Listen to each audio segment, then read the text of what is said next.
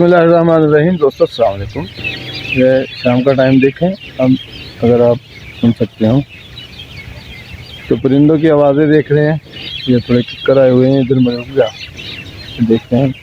मुझे मंज़र बड़ा भाया है, इसलिए मैं रुक गया। बड़ी अभी देर हो गई बना के, देर हो रही है, देखें अंधेरा हो रहा है। और साथ में ये भी है कि शाम भी है।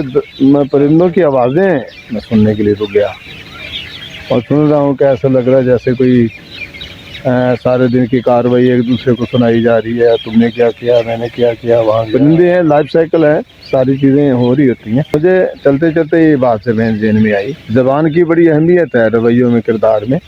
तो हुज़ूर सल्लल्लाहु अलैहि वसल्लम ने हज़रत आयशा से फरमाया, बदतरीन हैं वो लोग जिनकी इज़्ज़त उनकी ज़बान के शर से बचने के लिए की जाती है। सुनन अबी दाऊद की हदीस है। तो एकदम से शौक होता है कि बदतरीन कहा गया उन लोगों को जो धौंस धांधली से, बदतमीज़ी से दूसरों से गुफ्तगू करते हैं, गाली गलौज करते हैं, गुस्से से बात करते हैं, किसी को खातिर में नहीं लाते, छोटा बड़ा देखे बगैर जो है वो बात करते जाते हैं, छोटे बड़े की इज्जत का ख्याल रखे बगैर वो बात किए जाते हैं।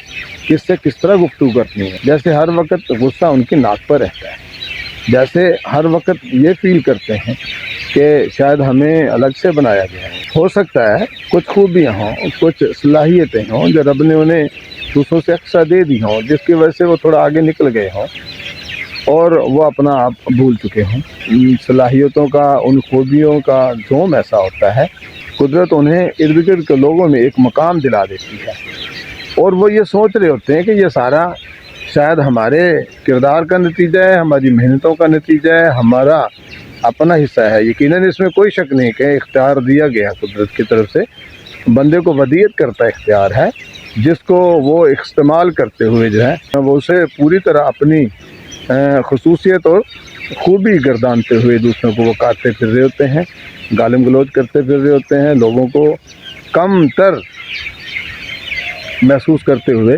उन्हें बुरा भला कहते फिर रहे होते हैं। वो किसी भी तरह से काबिल कबूल नहीं है। हुज़ूर सल्लल्लाहु अलैहि वसल्लम की फरमान के मुताबिक, हदीस के मुताबिक, सुनन अबी दाऊद की हदीस के मुताबिक वो लोग बदतरीन गर्दाने गए हैं, बुरे कहे जा रहे हैं, किसी भी तरह से वो अच्छे नहीं कहे जा रहे, किसी तरह अच्छे गर्दाने नहीं जा रहे। अब देखते हैं कि ज़बान है जो बंदे को जो है सोसाइटी में एक किरदार दिलाए हुए होती है, उसी ज़बान की वजह से उसकी इज़्ज़त होती है, उसी ज़बान की वजह से उसका मान सम्मान रखा जा रहा होता है। वो तभी जब वो किसी के साथ इज़्ज़त से बात करता है, किसी को एहतराम देता है। लेकिन कहीं कहीं ऐसा सीन होता है कि कुदरत जब किसी के साथ बुरा करने पे आ जाती है, या कहीं ना कहीं आकर के वो बंदे के साथ जो है कोई इस तरह का किरदार हो जाता है, या वो अपने गुनाहों में इतना आगे बढ़ जाता है, या अपनी बदातियों में, बुरी हरकत में इतना आगे बढ़ जाता है, कुदरत फिर उससे जो है उसका रिटर्न करने की कोशिश करती है, उसे उसका वापस लेने की कोशिश करती है।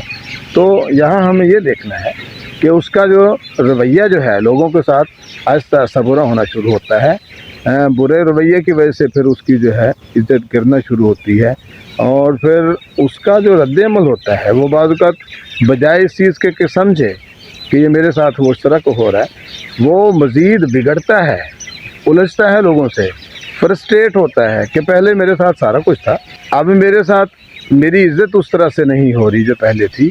अब वो कहीं ना कहीं आकर के अपने कसूर को नहीं मानता, वो फिर भी कहीं ना कहीं आके दूसरों को ही कसूरवार गर्दानता है, दूसरों को ही फील करता है कि जैसे दूसरे ही कसूरवार है, मैं नहीं हूँ। वो किसी तरह अपना सुधार करने की कोशिश नहीं करता, दूसरों को काटता है, दौड़ता है, और दूसरे लफ्ज़ों में आकर के अपनी तरफ से वो इंतकाम लेने की कोशिश कर रहा है कि मेरे साथ अब क्या हो रहा है।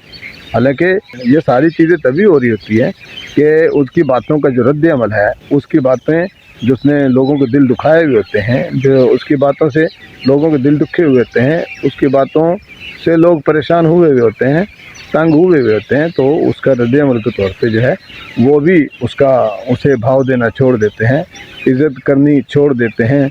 इसमें आके बजाय सुधरने के बजाय अपने अंदर तबीयत में या किरदार में सुधार लाने के वो इंतकामी जज्बे के साथ, फ्रस्ट्रेशन के साथ आगे बढ़ते हैं और फिर मज़ीद रूड हो जाते हैं, फिर गुस्से से, फिर इस गालिम गलौज से, बदतमीज़ी से, इस तरह की बातों से करते हुए लोगों को हल्का करने की कोशिश करते हैं।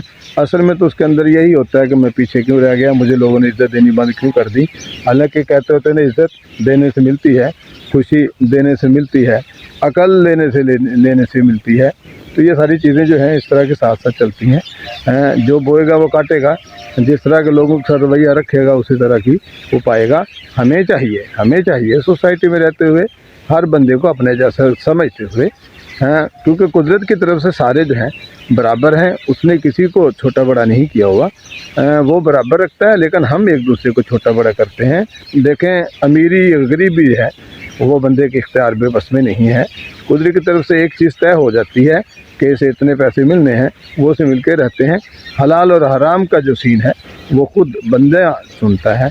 इज़्ज़त बनाने से बनती है, लेकिन अगर आप ज़बरदस्ती की इज़्ज़त लेना चाहते हैं तो ये शायद मुमकिन नहीं हो पाएगा।